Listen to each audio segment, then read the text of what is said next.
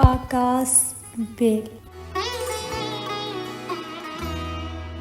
Please مس، اس کی fitting خراب ہو جائے گی، شاپ کیپر نے اپنی طرف سے انتہائی مہذب انداز میں کہتے ہوئے وہ نازک سے سلور گرے نظروں کے رستے دل سیدھے دل میں اترتے سینڈل میرے سامنے سے اٹھا کر پرے رکھ دیے۔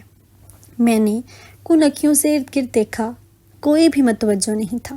میں نے بے بسی سے اپنے گندمین لمبوترے پیروں کو کوفت اور بیزاری سے دیکھا اور پیر قدرے اندر کر لیے۔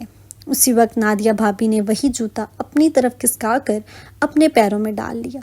ان کے سفید دودھیا نازک سے پیروں میں وہ انتہائی دلکش نفیس جوتا کیسے سج گیا تھا، جیسے انہی پیروں کے لیے بنا ہو۔ میں نے حسرت بھری نظروں سے ان پیروں اور جوتے کو دیکھا۔ یہ تھوڑے لوز ہیں، ایک نمبر کم دکھائیے۔ نادیہ بھابی کے پیروں میں وہ جوتا واقعی کچھ ڈھیلا تھا۔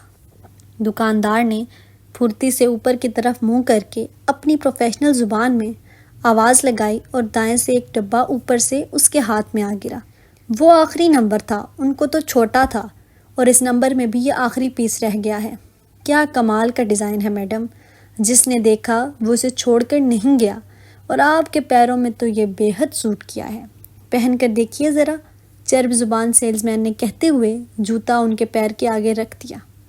ہاں اچھا ہے، بہت خوبصورت بھی، مگر اس وقت نادیہ بھابی کی نظر وقار بھائی کی گھورتی نظروں سے ٹکرائی اور انہوں نے عجلت میں جوتا پیروں سے نکال دیا۔ آپ ان کے سائز کے جوتے دکھائیں نہ، بلکہ اسی ڈیزائن میں، اسی ٹائپ کے ذرا نفیس سے پیارے ڈیزائن والے۔ نادیہ بھابی نے حسرت بھری آخری نظر اس جوتے پر ڈالی اور بے دلی سے پرے کرتے ہوئے میری طرف متوجہ ہو کر کہا۔ سیلز مین کا سارا جوش و خروش جھاگ کی طرح بیٹھ گیا۔ وہ خاموشی سے اٹھا اور منہ اوپر کر کے 3-4 نمبر بولے اور جوتوں کے ڈبوں کو وصول کر کے خاموشی سے جوتے میرے آگے ڈھیر کرنے لگا۔ میں نے ایک بھی جوتا پہننے کے لیے پیر آگے نہیں کیا۔ مس، پہن کر دیکھیے، یوں بھی یہ اس ڈیزائن میں آخری نمبر ہے۔ سیلز مین اگر بد دل ہو چکا تھا تو میں کون سا خوش تھی۔ اس نے 4 جوتے جو منگوائے تھے، چاروں کے چاروں ڈل کلرز اور بھدے ڈیزائن والے تھے، ساتھ میں دھمکی کہ یہ آخری نمبر ہے۔ پہنو نہ اوفی۔ نادیہ بھابی نے اپنی ایفیشنسی دکھانے کو مجھے ٹہوکا دیا اور وہی ہوا جس کا ڈر تھا۔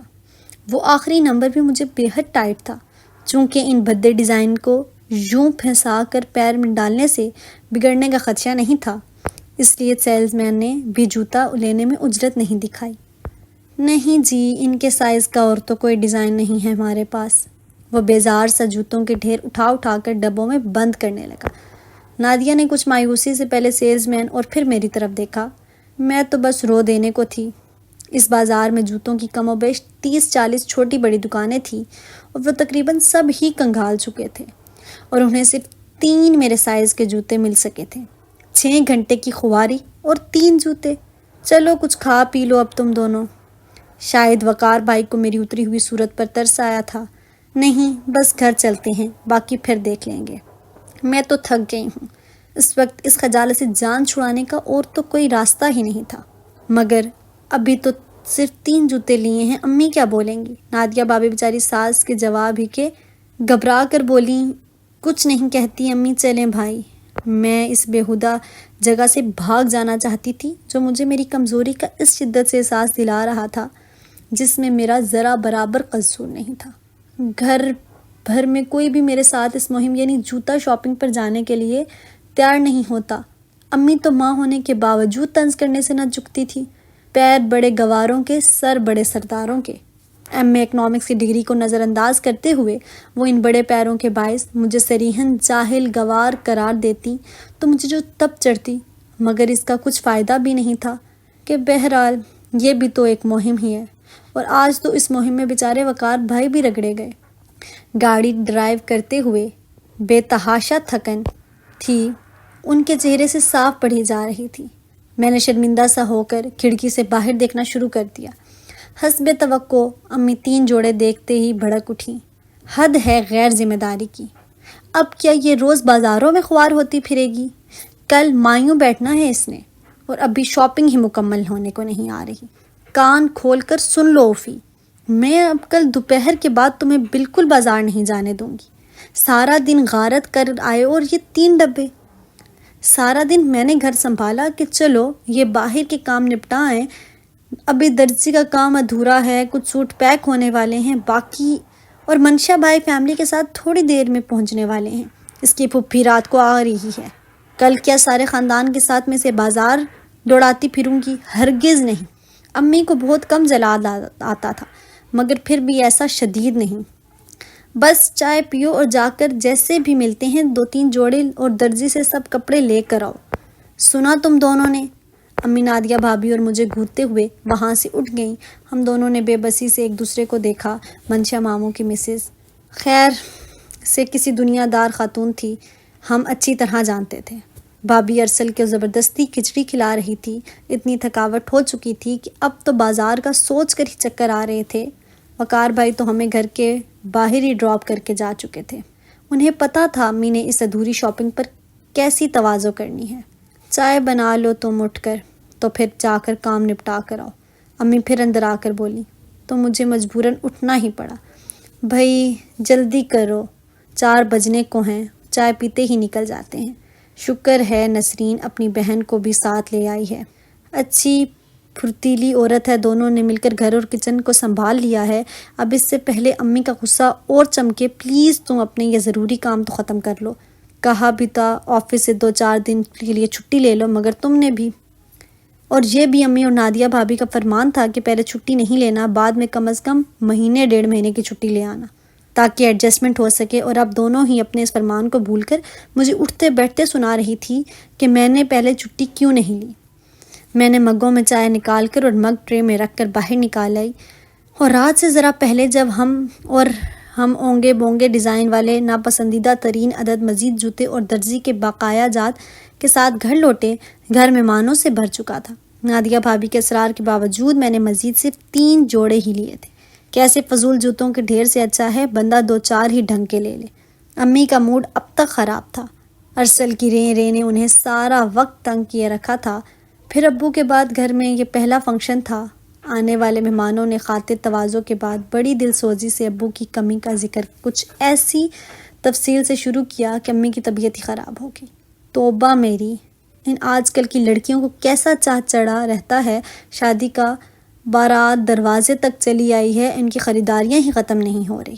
آپا آپ تو اچھی خاصی سمجھدار، میرا مطلب ہے زمانہ شناس، بھئی صرف صاف بات ہے ہم ہیں دل کے کھرے لوگ، جھوٹے منافق نہیں کہ منہ پر جی کرتے رہیں پیچھے دل کے پھپھولے پھوڑیں۔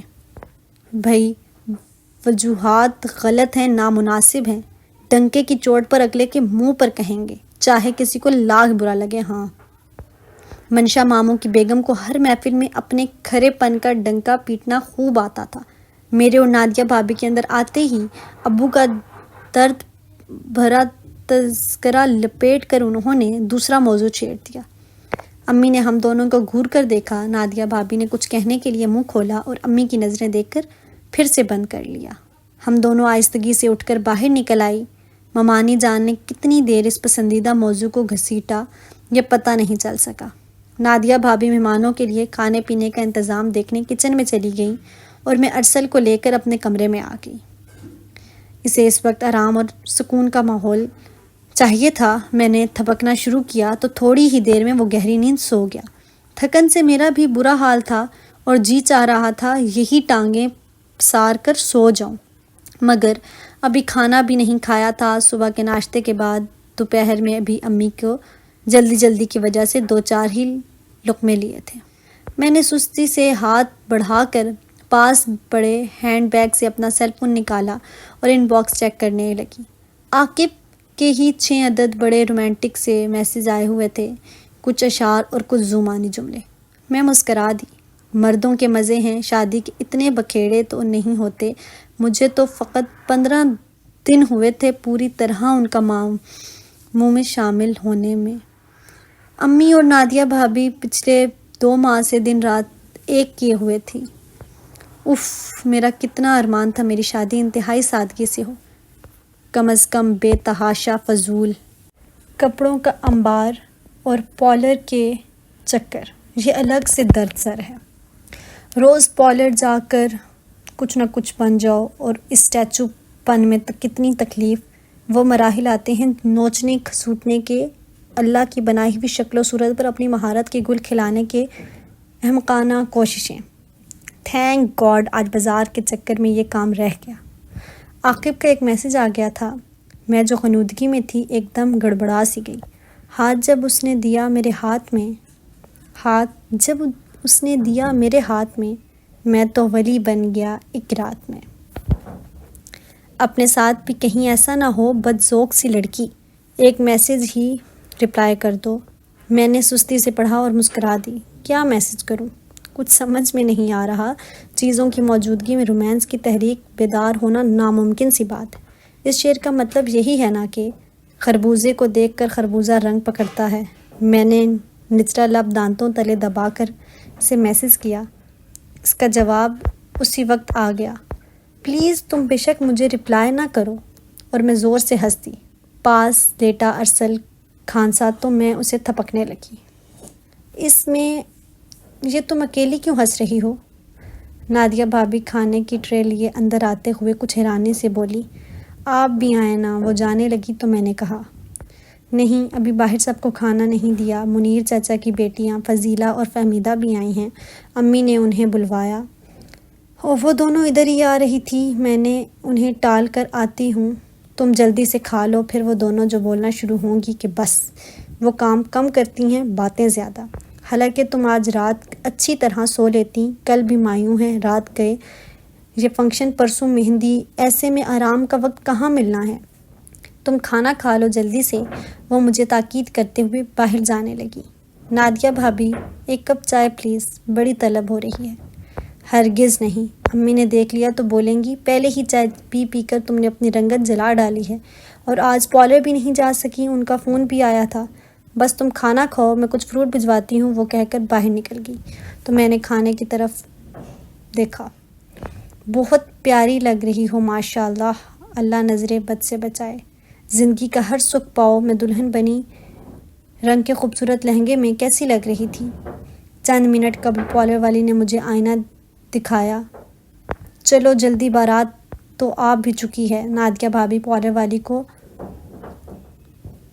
پیمنٹ کرنے کے بعد میرے کپڑے اور جیولری کے باکس وغیرہ سمیٹتے ہوئے بولی، بھابی وہ جیا نہیں آئی؟ میں نے گاڑی میں بیٹھ کر آہستگی سے پوچھا۔ اتنا بھاری بھرکم لباس، پھر اتنا ڈھیر سارا زیور، پھولوں کے گجرے اور نہ جانے کیا کیا۔ میں صحیح معنوں میں بے آرام سی ہو رہی تھی۔ اپنی 25 سالہ زندگی میں کبھی اتنے بھرپور طریقے سے تیار بھی نہیں ہوئی تھی۔ حتیٰ کہ وقار بھائی کی شادی میں بھی میری کوشش تھی میرا لباس سادہ سے سادہ ہو۔ نہیں، ان کے چہرے پر سایہ سا لہرایا تھا۔ آپ نے فون کیا؟ 3 دن سے مسلسل کر رہی ہوں۔ وہ منہ پھیر کر کھڑکی سے باہر دیکھنے لگی۔ بلکہ اب تو فون کوئی ریسیو نہیں کرتا۔ جیا تو ان کی آواز رن سی گئی۔ وہ یقیناً رو رہی تھی۔ آپ وقار بھائی کو بھیج دیتی، میں نے ذرا بعد کہا۔ کیسے بھیجتی؟ انہیں ٹائم ہی کہاں ملا ہے، ماشاءاللہ اتنا تو کام تھا، کیسے جا سکتے تھے سب چھوڑ کر؟ اس کے سیل پر فون کیا، بہت دنوں سے آف ہے۔ پھر ہم دونوں کے بیچ خاموشی چھا گئی، پوچھنے کو بتانے کو جیسے کچھ رہا ہی نہیں تھا۔ گاڑی سے اترنے کے بعد تو ایسا کچھ یاد کرنے کا بھی موقع نہیں مل سکا۔ اتنا شور، اتنا ہنگامہ، مووی کیمروں کی روشنیاں، لوگوں کا ہجوم، جیسے دلہا دلہن نہ ہوئے ٹکٹ کا تماشا ہو گیا، اور جس نے آج مس کر دیا وہ بڑے نقصان میں رہا۔ ایک زوردار دھماکہ سا ہوا اور خوف سے میری چیخ نکل گئی۔ میں زور سے جو اجلی اور ساتھ بیٹھے عاقب کی گود میں گرتے گرتے بمشکل سنبھلی، اور اس پر جو ریکارڈ لگا، اور وہ دھماکہ ننا خالہ کے گرنے کا تھا۔ وہ سٹیج پر جس کرسی پر بیٹھی تھی اس کی ایک ٹانگ سٹیج سے ذرا نیچے تھی۔ ان کے بیٹھتے ہی وہ کرسی سمیت سٹیج کی دوسری طرف روانہ ہو گئی، اور شکر انہیں کوئی چوٹ نہیں آئی۔ دلہن کی بے تابیاں تو دیکھو، کسی بدتمیز نے فکرہ کسا۔ بھئی رخصتی کا انتظار تو کر لو۔ ان شریر جملوں کے بیچ عاقب بھی میرے کانوں میں کچھ کہہ رہا تھا، اور مجھے خفت کے باعث کچھ سنا ہی نہیں دے رہا تھا۔ ارے واہ، زبردست! چلو بھائی، یہ خرچے میں تو بچت ہوگی، فینٹاسٹک! میں نیم غنودگی میں تھی جب عاقب کی پرمسرت آواز پر میں پوری طرح سے بیدار ہو گئی۔ وہ نیچے کی طرف دیکھتے ہوئے کہہ رہا تھا، کیا مطلب؟ رات کی بے خوابی کا اثر میرے دماغ پر تھا اور کچھ جھجک بھی میں نے پڑا اپنا دوپٹہ کھینچ کر اوڑھا۔ یہ دیکھو نا، عاقب نے شرمیلی نگاہوں سے میری طرف دیکھا تو مجھے مجبوراً اٹھ کر نیچے دیکھنا پڑا۔ وہ میرے سلیپر پہنے مزے سے کھڑا تھا۔ یار، تمہارا نمبر تو مجھ سے بھی بازی لے گیا ہے۔ دیکھو، پڑی کے پیچھے ابھی بھی جوتا تھوڑا بڑا ہے۔ میں شرمندگی اور خجالت میں گھڑی غور بھی نہیں کر سکی۔ عاقب کا مضبوط گندی صاف ستھرا پیر میری میردن کلر کی فینسی سافٹی میں بس تھوڑا سا ہی لوز تھا، بظاہر پورا۔ شب عروس کی پہلی صبح کیسی شرمندگی جھیلنی پڑ گئی تھی، منحوس ان لمبوترے پیروں کی وجہ سے۔ اچھا، اب اتارے نا، مجھے واش روم جانا ہے، میں نے کچھ جھلا کر کہا اور پھر چپ چاپ واش روم کی طرف بڑھ گئی۔ ہماری شادی کا پہلا سال بہت مزے میں گزرا۔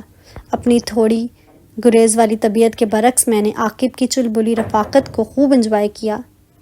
یا شاید وہ دن ہوتے ہی ایسے ہیں، ناپسندیدہ چیزوں میں بھی اچھی لگتی ہیں، بلکہ پرکشش۔ میں جو شوخی ہنگامے سے دور بھاگتی تھی، شادی کے بعد جیسے بدل سی گئی تھی۔ اور یہ بدل جانے والی بات مجھ سے سب سے پہلے نادیہ بھابی نے، پھر امی نے اور بعد میں میرے کولیگز نے کہی اور مجھے بہت اچھا لگا۔ پھر علینا کی آمد نے ہمیں اور بھی انوکھی خوشی سے ہمکنار کر ڈالا۔ حالانکہ میں دیکھنے میں ایک اچھی خاصی صحت مند اور قدرے فربہی مائل ہوں، اور علینا کی پیدائش کے بعد تھوڑی اور فریہ لگنے لگی، مگر علینا بہت کمزور ایک لاغر سی بچی تھی۔ اس کا رنگ بھی بہت کھلا ہوا نہیں تھا۔ معلوم نہیں وہ ساری خوشی و مسرت جو قطرہ قطرہ میرے اندر سرایت کرتی رہی، اس کا اثر علینا پر کیوں نہیں ہوا۔ کمزور اور لاغر ہونے کے علاوہ وہ اچھی خاصی چڑچڑی اور تھوڑی ضدی سی بچی تھی۔ اسے بہت بھوک بھی نہیں لگتی تھی، بلکہ زیادہ فیڈ کرانے کی کوشش پر اور بھی چڑھ کر رونے لگتی تو پھر گھنٹوں چپ نہ ہوتی تھی۔ لاغر سی بچی کے پھیپڑوں میں ایسا دم تھا کہ بڑوں کو عاجز کر ڈالتی۔ یہ ہم دونوں کے لیے انوکھا اور تھوڑا کوفت بھرا تجربہ بنتا جا رہا تھا۔ صبح ہم دونوں آفس کے لیے اکٹھے ہی نکلتے۔ عاقب گورنمنٹ آفس میں اچھی پوسٹ پر تھا۔ پھر گورنمنٹ جاب کے مزے بڑے ہوتے ہیں، فکس ٹائم پر جاؤ، کام چاہے کم ہو یا زیادہ، فکس ٹائم پر چھٹی کی گھنٹی اور گھر آ جاؤ۔ کوئی 9 to 7 والی ٹینشن نہیں ہوتی۔ یہ سارے عذاب میرے سر پر تھے۔ صبح فکس ٹائم پر آفس پہنچنا ہے اور شام میں کتنا ٹائم ہو چاہے کچھ پتہ نہیں۔ میری سیلری عاقب سے بھی اچھی تھی۔ پھر مجھے اپنے پروفیشن سے عشق تھا۔ ملٹی نیشنل کمپنی میں ایز اے اکنامسٹ کام کرنا میرے لیے ایک تھرلنگ تجربہ تھا۔ یہ جب مجھے 100 سالہ شاندار تعلیمی کیریئر کا انعام لگتی تھی۔ پھر عاقب کو بھی میری جاب پر کوئی اعتراض تھا، نہ میری ساس کو جو ہمارے گھر میں تیسرا فیملی ممبر تھی۔ ہمارا گھر بہت بڑا تھا، تقریباً 1 کنال سے زیادہ رقبے کا، مگر بے حد پرانے انداز کا۔ میرا اور عاقب کا خیال تھا کہ 2-3 سالوں میں ہم کافی پیسہ اکٹھا کر کے اس گھر کو جدید ترین بنائیں، مگر ابھی یہ ممکن نہیں تھا، اس لیے میں اپنی جاب ہر ممکن طور پر جاری رکھنا چاہتی تھی۔ میری ساری سیلری سیونگ کی مد میں ہو جاتی۔ گھر عاقب کی تنخواہ سے اچھا چل جاتا تھا۔ میری ساس رشتے میں خالہ لگتی تھی، بہت نیک اور ہمدرد عورت تھی۔ انہوں نے بھی میری جاب پر کوئی اعتراض نہیں کیا۔ ایک نند تھی جو دوحہ میں ہوتی تھی، شادی میں شرکت کے لیے آئی تھی اور پھر واپس چلی گئی تھی۔ سسرال کا لمبا چوڑا بکیرا نہیں تھا۔ ایک ملازمہ تھی کل وقتی جو رات تک صفائی، برتن، کپڑے سب کرتی۔ کھانا امی جان پکا لیتی۔ شادی کے بعد مجھ پر کوئی خاص بوجھ نہیں پڑا تھا۔ پہلے یہ سب گھریلو ذمہ داریوں والے کام نادیہ بھابی اور امی کر لیتی تھی، مگر علینا کی آمد نے ہماری سکون بھری زندگی کو ایک دم سے ڈسٹرب کر کے رکھ دیا، اور اس بے سکونی کا حل بھی امی جان نے نکالا۔ میری چھٹی 3 ماہ کی تھی۔ 3 ماہ بعد میں آفس جانے لگی تو علینا امی جان کے پاس رہنے لگی، اور مجھے کمال حیرت ہوئی۔ چلے، میں تو ماں بھی تھی اور زیادہ تر اس کے بے حد رونے دھونے سے عاقب کی طرح چڑا نہیں کرتی تھی، جبکہ وہ بڑے اطمینان کے بڑے صبر اور سکون کے ساتھ گلا پھاڑ پھاڑ کر روتی علینا کو یوں سنبھالتی جیسے وہ کلکاریاں بھر رہی ہو۔ ان کو دیکھ دیکھ کر مجھے بھی علینا کو کچھ سنبھالنا آ ہی گیا۔ عاقب اسے صرف اس وقت گود میں لیتا جب وہ بالکل چپ ہوتی۔ جیسے ہی وہ رونے کے لیے منہ کھولتی، عاقب بوکھلا کر اسے مجھے پکڑا جاتا۔ علینا 6 ماہ کی ہو رہی تھی۔ اب ہم نے اس کی ضدی طبیعت سے کچھ سمجھوتا کر لیا تھا، پھر بھی وہ پوری رات کو 2/3 تو ضروری ہی مگر جگایا کرتی تھی، بلکہ اکثر تو میں تہجد کے لیے اٹھتی تو امی جان کو اسے جھنجھلاہٹ میں دے آتی، یہ خیال کیے بغیر کہ انہیں اب تہجد پڑھنی ہے۔ اس وقت نیند نے میرا برا حال کیا ہوتا تھا، اور میرے حال کے برعکس عاقب خوب مزے کی نیند سو رہا ہوتا تھا، بلکہ جب علینا زیادہ تنگ کرتی تو وہ کسی اور کمرے میں جا کر سو جاتا، اور باپ کی اس عیاشی سے میں خوب جیلس ہوتی۔ اس نیند پوری چاہیے ہوتی تھی کیونکہ اسے صبح آفس جانا ہوتا تھا، آفس مجھے بھی جانا ہوتا تھا، مگر میری آدھی پوری نیند کی کسی کو بھی فکر نہیں ہوتی تھی، حتیٰ کہ عاقب کو بھی نہیں۔ ابھی علینا 6 ماہ کی بھی نہیں ہوئی تھی کہ امی جان ایک رات جو سوتی تو صبح پھر اٹھ ہی نہیں سکتی۔ ہمارے لیے تو یہ سب اتنا اچانک، اتنا ناقابل یقین تھا کہ کتنے دن ہم سنبھل ہی نہ سکے۔ پھر علینا کی بیماری، جو امی جان کی تدفین وغیرہ کے سلسلے میں برتی جانے والی غفلت کے نتیجے میں خاصی بگڑ گئی۔ امی جان رونے کو سب سے ٹھوس بہانہ علینا کی صورت چھوڑ گئی تھی۔ یہ دن میری زندگی کے سخت ترین دن تھے، اور ایسے موقع پر بھی امی ہی کام آئی۔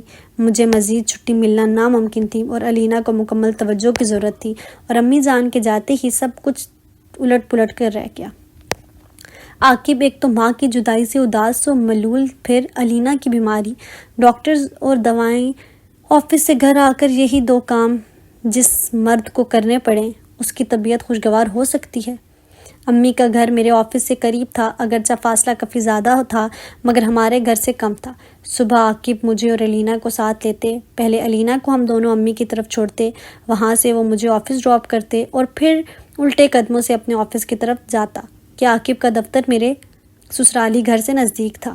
یوں اس بیچارے کو صبح اچھا خاصا گھر سے گھنٹہ بھر پہلے نکلنا پڑتا، پھر یہی کچھ شام میں ہوتا، اگرچہ شام کو میں آفس میں ہی گھر تک جاتی، وہاں عاقب پہلے سے موجود ہوتا، اور ہم دونوں علینا کو لے کر گھر واپس آ جاتے۔ شام گئے ملازمہ گھر آتی، صفائی اور کپڑوں کی دھلائی وغیرہ کے لیے۔ یوں گھر کے سارے کام رات کے وقت تمام ہوتے۔ ایک امی جان کے جانے سے اتنے مسائل کھڑے ہو گئے تھے، پھر مجھے گھر جا کر کھانا پکانا سب سے بڑا عذاب لگتا تھا، اور اس کوکنگ کے دوران جب بار بار علینا کا ریکارڈ نان سٹاپ بجنا شروع ہو جاتا تو مجھے لگتا میرا دماغ کی کوئی رگ پھٹ جائے گی۔ اب میں اکثر کوشش کرتی کہ کھانا یا تو 2 دن کا اکٹھا ہی پکا لوں، تیسرے دن تھوڑا بہت امی کے گھر سے پکا ہوا لے آؤں، یا پھر چھٹی والے دن 3-4 کھانے اکٹھے بنا کر فریز کر لیتی۔ اس سارے تردد کے باوجود علینا کی نہ تو صحت بن رہی تھی، نہ اس کی مختلف نوع کی بیماریوں میں کوئی کمی واقع ہو رہی تھی۔ آج موشن لگے ہیں، 2 دن اسی میں لو، اور تیسرے دن فلو، زبردست کھانسی، نزلہ، اور نتیجہ 3-4 دن کا بخار۔ کبھی اس کی آنکھیں خراب ہو کر جڑ جاتی، کبھی کانوں میں درد، کان بجنا، اور یہ بھی 2-3 دن کے مسلسل اس کے چیخنے چلانے کے بعد کہیں جا کر معلوم ہوتا تھا۔ وہ آئے روز کی بیماریوں کی وجہ سے 10-11 ماہ کے بجائے 3 مہینے کی کمزور بچی لگتی تھی، جسے دیکھ کر کوئی بھی خود سے پیار نہیں کرتا تھا۔ عاقب تو اسے بہت کم گود میں لیتا تھا، یہ بھی ازحد کوفت بھرے انداز میں۔ شام اور رات کے چند گھنٹے جو وہ ہمارے ساتھ گزارتی، ہم دونوں کے لیے وہ کسی امتحان سے کم نہ ہوتے۔ میں ماں ہوتے ہوئے اپنے دل میں اس کے لیے بہت محبت، جوش و ولولہ کم ہی محسوس کرتی تھی۔ وجہ میری تکان اور آرام کی خواہش۔ 9 to 5 جاب بندے کا سارا خون نچوڑ لیتی ہے، اور جب مجھے رات کے 2-3 گھنٹے اس کے لیے جاگنا پڑتا تو کبھی تو میرا جی چاہتا سے اٹھا کر کہیں اور کبھی مجھے اس کے بے تحاشا رونے پر ترس بھی آتا تھا، مگر میں کر ہی کیا سکتی تھی؟ ان سارے مسائل کا حل ایک ہی تو تھا، جو بالکل سامنے کی بات تھی، اور میں جانتے بوجھتے اس سے نظریں چرائے ہوئے تھی، بلکہ یہ حل تو مجھے دنیا میں رہنے کے آخری جواز کے طور پر بھی قبول نہ تھا۔ اپنے کیریئر کی قربانی میں کسی بھی طرح اور کسی کے لیے بھی نہیں دے سکتی تھی، حتیٰ کہ خود اپنے لیے بھی نہیں۔ علینا کو مثلاً ڈاکٹرز کے چیک اپ کے بعد متعدد اقسام کے مہنگے ترین ڈبے کے دودھ لگا چکی تھی، مگر نہ تو اس کی بیماری میں کوئی لمبا وقفہ آتا نہ اس کی صحت میں کوئی ذرا سی تبدیلی، اور اس کی وجہ سے مجھے چند دن بعد معلوم ہو گئی۔ اس روز میں اتفاق سے آفس سے جلدی نکل آئی گھر کا بیرونی دروازہ کھلا تھا۔ لاؤنج سے امی کی آواز آئی، نادیہ، علینا کا دودھ دے جاؤ، اسے بھوک لگ رہی ہے۔ اور اسی وقت میں نے نادیہ بھابھی کو کچن کے شیلف میں پہلا کا بنایا بغیر کپ کے فیڈر اٹھاتے اسے زور سے ہلاتے ہوئے امی کے پاس لے جاتے دیکھا۔ میں جو ہر بار اسے چاہے وہ پہلے فیڈر سے ایک گھونٹ بھی نہ پیتی، تازہ دودھ بنا کر دیتی تھی، چاہے مجھے رات کے 2-3 ہی بجے کیوں نہ اس کے لیے دودھ بنانا پڑتا۔ اور ادھر ظاہر ہے وہ علینا کی ماں تو نہیں، میرے اندر سے جو جواب آیا پھر وہی حل میری نظروں کے سامنے برآمدے سے کی سرخ ٹائلوں پر پھدکنے لگا۔ میں نڈھال سی اندر گئی۔ عاقب ٹی وی دیکھ رہا تھا اور امی نے وہی دودھ علینا کے منہ کو لگا دیا اور وہ بھی دیکھنے لگی۔ علینا نے نپل منہ میں لیتے ہی چلانا شروع کر دیا۔ میں نے امی کو سلام کیا اور آگے بڑھ کے فیڈر علینا کے منہ سے نکال دیا اور اسے گود میں لے کر کھڑی ہو گئی۔ چلیں گھر۔ میں نے عاقب کی طرف دیکھا، وہ میری طرف متوجہ نہیں تھا۔ بہت سارے دن ہوئے اس توجہ بھری نظر کو۔ ابھی تو آئی ہو، بیٹھو 2 گھڑی سانس لو، پانی، چائے۔ نادیہ، چائے تو لاؤ بنا کر۔ اور اس کے منہ سے فیڈر کیوں نکال دیا؟ بھوک لگی تھی اسے۔ علینا پھر رونا شروع ہو گئی، جس سے کندھے سے لگائے تھپک رہی تھی۔ نہ جانے کب کا بنا ہوا دودھ ہے جو نادیہ بھابھی آپ کو پکڑا گئی اور آپ نے بھی دیکھے بغیر کیسے ٹھیک ہوگی یہ بھلا؟ میں رواستی ہوئی بولی۔ اچھا، میں نے دھیان نہیں دیا۔ امی کو شرمندہ سی ہوئی۔ لو، ابھی تو میں تازہ دودھ بنا کر لائی ہوں، پہلے کا کہاں سے بنا ہوا تھا؟ نادیہ بھابھی اس وقت اندر آئی اور صاف جھوٹ بولتے ہوئے کہنے لگی، اور اس بات کو کھینچنے کا مطلب خواہ مخواہ کی بدمزگی اور لڑائی تھا، اس کی میں متمحل نہیں ہو سکتی۔ آہستگی سے علینا کا بیبی بیگ کے لیے باہر نکل آئی اور امی پکارتی ہی رہ گئی۔ عاقب میرے پیچھے ہی آ گیا۔ وہ بیچاری بہت پریشان ہے، تم یوں ہی خفا ہو کر چلی آئی؟ امی میرے تیسرے دن پھولے منہ کے ساتھ گھر جانے پر بولی۔ بیچ کا ایک دن میں نے آفس سے چھٹی لی تھی۔ ہر طرف بے سکونی تھی، سارا گھر گندا بکھرا ہوا، کام والی شام ڈھلے آتی اور دیر ہو جانے کا شور مچاتی، اندھیرے کا فائدہ اٹھاتی، بس یوں ہی صفائی رہ جاتی۔ کل سارا دن میں نے اسے بلوا کر ٹھیک سے صفائی کروائی تھی۔ اتنا بڑا گھر کہ بندہ پھرتے پھرتے دوسرے چکر میں ہانپنے لگے۔ کچرا روز صاف کرنا، اور سچی بات سے نادیہ بھابھی کے رویے نے مجھے اپنے گھر سے محبت جلانے پر اکسایا تھا۔ کیوں ان کو خیر سے کیا پریشانی ہے؟ میں تن سے بولی۔ وہی جیا کا مسئلہ، امی آہ بھر کے بولی۔ کیوں؟ اب اس سے کیا ہوا ہے؟ میرا لہجہ روز لٹ مار رہا تھا۔ اس قسمت کی ماری کو کیا ہونا ہے؟ امی اتنا کہہ کر چپ کر گئی۔ آپ جیا کو بلوا لیتی۔ اسی وقت بھابھی چائے لیے چلی آئیں، چائے کے ساتھ ڈھیر سارے گھر پر تیار کیے ہوئے لوازمات، اور خاطر کے انداز ان کی معذرت کی عکاسی کر رہے تھے۔ سو میں نے بھی مزید بات کو کھینچنا ضروری نہیں سمجھا۔ دوبارہ گئی ہوں اس سے لینے۔ پہلی بار چھوٹی نند کو چلا تھا، دوسری بار بڑی کو ساس نے آنے نہیں دیا۔ ان کی آواز میں نمی اتر آئی۔ آپ لوگوں نے کیا اسے ان ظالموں کے ہاتھ بیچ ڈالا ہے؟ میں بھڑک کر بولی۔ کیا کریں امی ابو کا فیصلہ؟ اس غریب کے گلے کا توق بن گیا۔ شروع میں تو اچھے مناسب لوگ ہی لگے تھے، پھر امی کا یہی خیال تھا راشد جیا کو اپنے ساتھ سڈنی لے جائے گا، اسے کون سا یہاں رہنا ہے۔ مگر وہ تو آپ نے اس کے شوہر سے رابطہ کرنا تھا، وہ کیا اب ساری عمر ان کٹنیوں کی چاکری کرتی رہے گی؟ نہ کہیں آ سکتی ہے، نہ جا سکتی ہے، نہ کسی سے مل سکتی ہے۔ جیا میری سگی خالہ زاد اور نادیہ بھابھی کی چھوٹی بہن تھی۔ خالہ خالو نے بالکل اچانک اپنی طویل بیماری سے گھبرا کر دور پرے کے رشتہ داروں میں اس کی جھٹ پٹ شادی کر دی تھی، اور وہ بیچاری شادی کے بعد جیسے کسی جہنم میں قید ہو گئی۔ تمہارے بھائی آج کل کی کوشش کر رہے ہیں اس سے رابطہ کرنے کی۔ علینا کے رونے پر وہ اسے گود میں لے کر باہر نکل گئی۔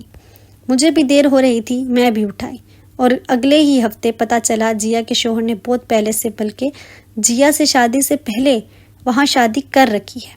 اس کے بڑے بڑے بچے، اور اس کا جیا کو بلوانے کا کوئی ارادہ نہیں۔ اس شام امی کے گھر ایسا سکوت چھایا تھا جیسے خدا نخواستہ موت کا فرشتہ یہاں پھیرا ڈال کر گیا ہو۔ امی کو بھانجی کا غم اور نادیہ بھابھی کو اپنی اکلوتی بہن کا گھر، کبھی تو بسنے کی امید تھی وہ بھی ختم ہوتی نظر آنے لگی۔ اور میری تو وہ بچپن کی دوست تھی، عمر کے سارے دن ساری راتیں ہم دونوں کی بے لوث دوستی اور محبت کی گواہ تھی۔ پھر بھی اپنی تعلیم کی وجہ سے اور وہ خالہ خالوں کی بیماری کی وجہ سے اپنے اپنے گھروں تک محدود ہو کر رہ گئی۔ مجھے اس کی اچانک شادی کا غصہ تھا، اس نے جان بوجھ کر مجھے نہیں بتایا۔ اور پھر جیسے جیسے اس کی شادی کا اسرار کھلتا گیا میرا غصہ ہمدردی میں بدلتا گیا، اور اب یا اللہ، اگر اس کے لیے اس گھر میں کوئی اچھائی کوئی بہتری ہے تو اس کی وہاں اپنے شوہر کے ساتھ آبادی کی کوئی صورت نکل آئے، ورنہ اسے اس بیکار کیمپ سے آزادی دے۔ بوجھل دل کے ساتھ میں اس کے لیے یہی دعا کر سکی۔ اسی شام علینا کو ایسا تیز بخار ہوا کہ مجھے سب کچھ بھول گیا، بلکہ اگلے روز پھر آفس سے چھٹی کرنی پڑی۔ مجھے تو اپنے کریئر سے عشق ہے، جنون ہے، تو عاقب کو کبھی خیال نہیں آیا کہ میں گھر کی خاطر، علینا کی خاطر۔ عاقب نے کبھی جھوٹے منہ سے مجھے نہیں کہا تو اسے میری سیلری، ہاں اتنی موٹی ہر ماہ سے ملنے والی رقم کو یوں ہی کون لات مارنے کا حوصلہ کر سکتا ہے۔ اس روز علینا کو سنبھالتے سارے دن اسے اٹھا کر ٹہلاتے میں بری طرح تھک گئی۔ جب مجھے یوں ہی خیال گزرا، عاقب کے اور میرے بیچ کیسی خاموشی سی آ گئی تھی۔ ایمان سے اتنا تھک گئی ہوں اب تو ایک لمحے کے لیے بھی کھڑی نہیں ہو سکتی۔ اور صبح آفس جانے کے لیے کپڑے پریس کرنے والے ہیں۔ عاقب پلیز کر دو کہ ذرا، میں نے رات کو تھکن سے چور لہجے میں کہا تو عاقب نے کچھ بھی کہے بغیر کپڑے اٹھائے اور استری کرنا شروع کر دیا۔ سوچتی ہوں یہ سب ایسے کس طرح چلے گا، میں نے سوئی ہوئی علینا کو دیکھ کر افسردگی سے کہا۔ کیا بھلا؟ عاقب غائب دماغی سے استری جما کر کپڑوں پر پھیرتے ہوئے بولا۔ گھر الگ بکھرا رہتا ہے، پھر علینا کی کمزوری، ادھر آفس سے آئے دن کی چھٹیاں، شاکر صاحب کے تیور بھی بدلنے لگے ہیں، میرا تو دماغ معاف ہونے لگا ہے۔ تو تم مت کیا کرو نا چھٹی۔ ادھر امی نادیہ بھابھی اسے سنبھال تو لیتی ہیں۔ عاقب کے مشورے میں اس کی نیت کا سارا حال اشکار تھا۔ کچھ دیر بول ہی نہ سکی، بے چین رہتی ہوں اس کی وجہ سے۔ میں ہولے سے بولی، ہو جائے گی ٹھیک، اب بچے تو اسی طرح پلتے ہیں، چند ماہ میں بڑی ہو جائے گی تو ٹھیک ہو جائے گی۔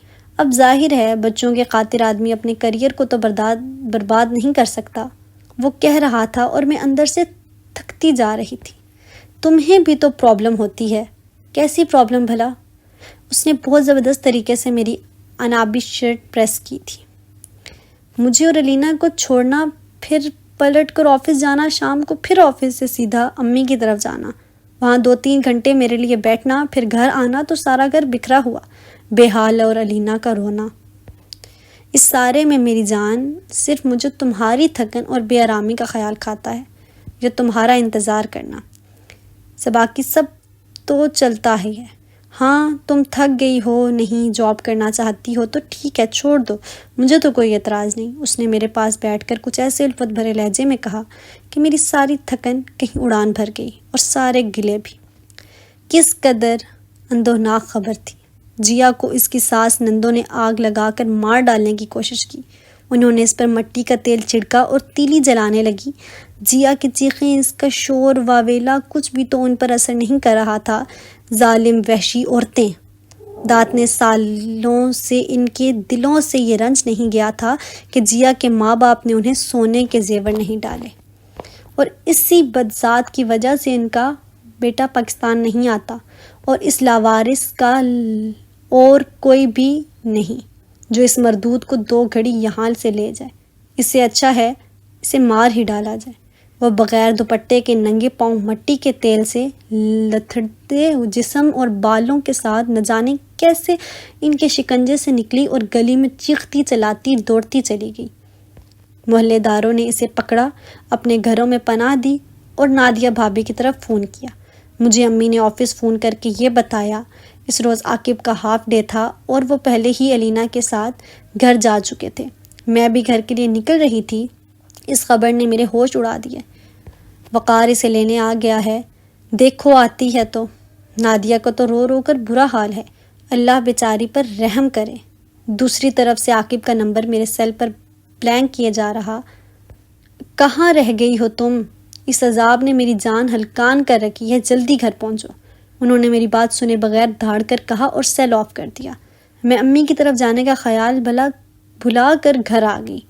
وہ شام ہماری ڈاکٹر کی کلینک میں ہی گزری۔ رات کو آ کر امی نے فون کیا، ہاں آ گئی ہے مگر بہت مخدوش حالت ہے بیچاری کی۔ سچی بات ہے، مجھ سے تو اس کی طرف دیکھا بھی نہیں جا رہا۔ اللہ میری توبہ، بیٹیاں دینا تو ان کے نصیب بھی نیک اچھے لکھنا۔ اسے دیکھتی ہوں تو کانپ جاتی ہوں۔ تم علینا کی سنو، کیسی ہے اب؟ انجیکشن لگا ہے، دوا دی ہے، اب سو رہی ہے۔ صبح آفس جاؤ گی؟ جی امی، اس ہفتے تو آفس میں اتنا کام ہے، ایک چھٹی بھی نہیں مل سکتی، میں نے افسردگی سے کہا۔ اچھا، آپ بھائی اور جیا سے میری طرف سے پوچھ لیجئے گا، صبح ذرا جلدی نکل آؤں گی، میں نے کہہ کر فون بند کر دیا، اور صبح محض جیا کی بے چینی میں جلدی تیار ہو کر نکل آئی۔ عاقب کو بھی اس روز جلدی تھی اور میں نے کہہ دیا تھا کہ میں وقار بھائی کے ساتھ آفس چلی جاؤں گی۔ وہ بس کھڑے کھڑے امی اور نادیہ بھابھی سے مل گیا۔ میں جیا کو گلے لگا کر رو ہی پڑی۔ یہ وہ جیا تو نہیں تھی جو سالوں سے پہلے میرے سب سے پیاری سہیلی تھی۔ ہم دونوں کو کہانیاں پڑھنے اور فلمیں دیکھنے کا جنون تھا اور ان کی سٹوریز ڈسکس کرنے کا، اور اس جوش میں جیا کی رنگت سرخ ہو جاتی۔ اس کا سرخ و سفید رنگ اور آنکھیں سنہری تھی، اور اب جیسے کسی نے ان کی آنکھوں کا سارا سونا لوٹ لیا ہو۔ شہابی رنگت میں سیاہیاں تھیں اور کالے دھبے جسم جیسے کسی سال خوردہ درخت کی کمزور جھولتی شاخ۔ ہم دونوں گلے لگ کر روتے رہے۔ نہ میں نے اسے کچھ پوچھا، نہ اس نے کوئی بات کی۔ اسے تو شاید یوں بھی اپنے غم پہ پتھر کی سل رکھنا آتی تھی، اور میں نے یوں نہیں پوچھا کہ اس کا غم نئے سرے سے تازہ کیوں کروں۔ پھر مجھے آفس کی جلدی تھی اور علینا کا بغیر سانس لیے بجے جانا۔ ارے یہ کیوں روئے جا رہی ہے؟ لاؤ مجھے دو۔ اس سانحے کے باوجود اس نے کس طرح اپنے آپ کو مجتمع کر رکھا تھا۔ مجھے خوشی بھی ہو رہی تھی اور حیرت بھی۔ علینا جیا کے سینے سے لگی تو یوں ایک دم سے چپ گر گئی، جیسے کسی نے اس کے چپ کے بٹن پر ہاتھ رکھ دیا ہو۔ یہ کیا؟ دیکھو تو کیسے چپ کی ہے آفت کی پڑیا۔ امی نے اس سے خاموشی کو توڑ دیا۔ جیا اسے پیار کر رہی تھی اور میں نے ایک اطمینان بھری نظریں اس پر ڈالی اور خدا حافظ کہہ کر باہر نکل آئی، جہاں وقار بھائی گاڑی میں بیٹھے میرا انتظار کر رہے تھے۔